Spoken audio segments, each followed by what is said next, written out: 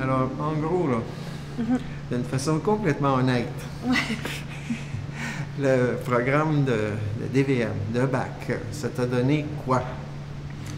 Je dirais que ça m'a vraiment permis d'avoir un regard plus critique sur les programmes d'aide bilatérale du Canada envers d'autres pays. Donc, Toi, tu es rentré au début dans le programme en disant, ben c'est bien, on peut aider les pauvres, on peut aider le tiers-monde. Un peu, tu sais, très, très naïvement, là, je vais dire. Là. Plus avec comme une volonté de vouloir m'impliquer puis de vouloir faire quelque chose.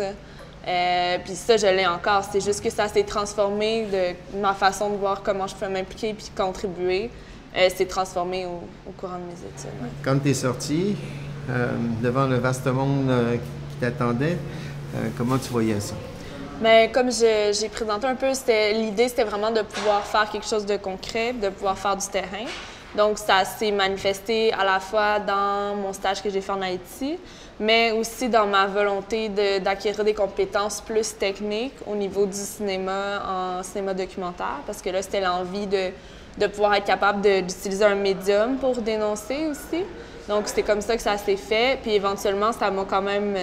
j'ai eu envie d'approfondir des questions sur les mouvements sociaux à travers une maîtrise aussi. D'accord. Donc, ça t'a pas passé par l'esprit où il n'y a pas eu d'opportunité de travailler pour une ONG ou d'aller travailler dans le développement international, plus dans le domaine, le côté institutionnel des choses?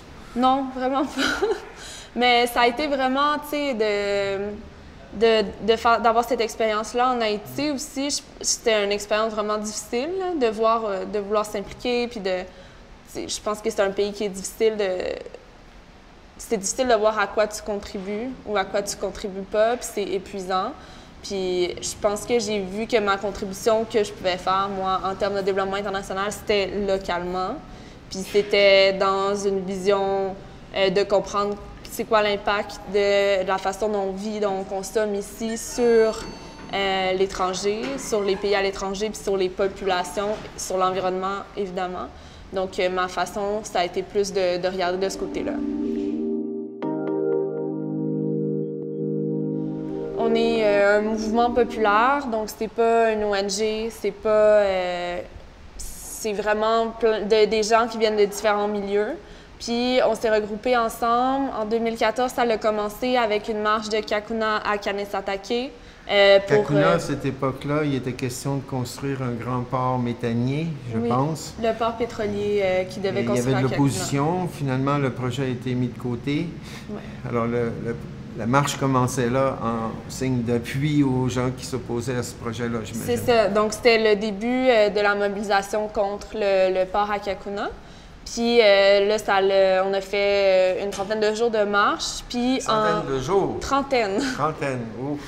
En 2016, on s'est rencontrés début 2016, puis on s'est dit que c'était intéressant d'utiliser encore ce médium-là de marcher puis de parler avec les gens sur la route pour pouvoir sensibiliser puis appuyer les luttes en cours. Puis on a regardé les enjeux qui nous intéressaient, donc surtout par rapport au transport, à l'exploitation du pétrole. Puis on a vu qu'en Gaspésie, il y avait quelque chose qui se passait de gros.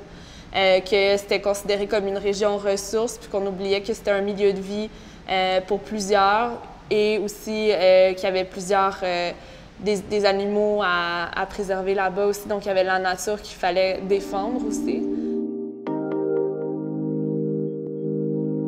Moi, dans le fond, je pense pas que je m'oppose directement aux travailleurs ou aux travailleuses. Je pense que je m'oppose au fait que ça soit la seule opportunité d'emploi en Gaspésie.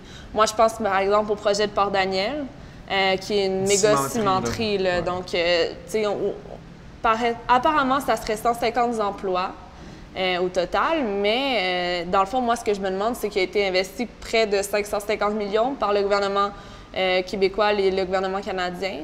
Puis, tu sais, si ce 550 millions-là a été mis dans un fonds de diversification de l'économie en Gaspésie, ça aurait pu peut-être créer plus que 150 emplois. Puis peut-être que c'est ça que les Gaspésiens et Gaspésiennes auraient voulu, mais le problème, c'est qu'on leur pose pas la question. Exactement. Premièrement, je voudrais juste spécifier ma maîtrise, c'est aussi en études féministes. Donc, j'ai une spécialisation en études féministes. Puis ça, je pense que ça l'apporte beaucoup dans mon cheminement. Puis cette maîtrise-là, avec la méthodologie que j'utilise, qui est une méthodologie féministe, je pense que c'est un processus en soi qui est vraiment... C'est développement international et études féministes, ouais, les deux ensemble. spécialisation, ouais. D'accord, OK. Et ce que je trouve vraiment intéressant, c'est que c'est un processus émancipateur en soi, c'est mon projet de maîtrise. Donc, j'apprends vraiment au travers ça, j'apprends comment faire la recherche, j'apprends au niveau de mon autonomie aussi. Donc, ça, c'est vraiment le fun. Puis, ça me permet de creuser des choses qui m'intéressent, puis de mettre en valeur des luttes qui, pour moi, sont un peu invisibilisées des fois dans les milieux académiques. Donc, j'ai envie de parler de mouvements sociaux, mais j'ai pas envie de parler d'ONG. Donc, j'ai envie de parler de mes amis, mes compagnons, mes compagnonnes de lutte qui font du travail terrain à tous les jours, puis j'ai envie de les rendre visibles à l'intérieur du monde académique. Je pense que, tu sais, la marche, c'est un moment, mais dans le fond, c'est surtout les réseaux qu'on crée à l'intérieur de cette marche-là qui sont importants. Donc, on rencontre des gens de plein de milieux. Vraiment important de dire qu'on était en solidarité avec les Micmacs en Gaspésie qui luttent contre le projet de Belle-Dune aussi. Donc, c'est ça, c'est des réseaux qui vont se capitaliser plus à long terme. Donc là, on crée d'autres choses, peut-être des camps d'action. C'est ça, il y a encore beaucoup de possibles. Un site Internet? Ouais. Qui s'appelle? C'est marchedespeuple.org, mais sinon, vous pouvez aussi suivre sur Facebook les activités. Donc, le but, c'est un espace de discussion puis un espace de mobilisation, surtout par rapport aux enjeux d'exploitation de transport des hydrocarbures. OK, excellent. Bonne continuation. Merci.